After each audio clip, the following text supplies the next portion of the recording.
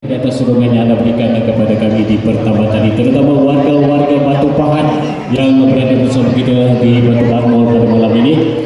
Dan untuk persembahan kami yang terakhir sebelum kami mengundur diri, kami daripada kru-kru pertama tadi, dan juga terima kasih kami ucapkan kepada yang berbahagia Tuan Haji Ibrahim Khidmatan selaku penasihat kepada pertama tadi yang turut hadir bersama kita pada malam ini. Dan juga kami ingin mengucapkan terima kasih kepada Batu Pahat Mall yang sudah memberi ruang kepada kami untuk bersama-sama dalam menghiburkan tetamu-tetamu dan juga pengunjung-pengunjung di Batu Pahat Mall sambil memelihara anda dihiburkan bersama kami di pertama tadi.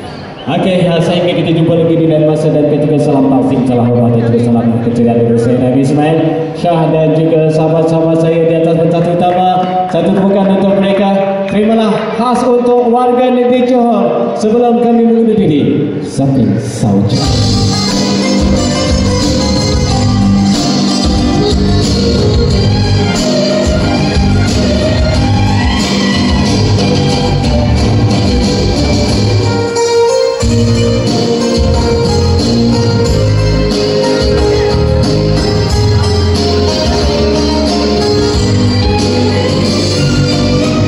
Saujana luas terbentang, gedau menghijau dan melambai,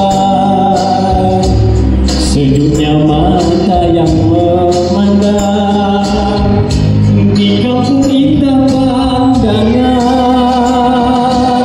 kicauan burung keriangan, damainya meresap dalam jiwa.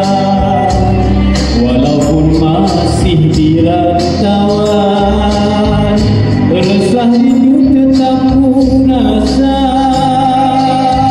Anakku naik terbang tinggi, terjatuh pula di tengah laman. Hatiku sepi melati, rindu mengenangkan taulan yang berada di selatan.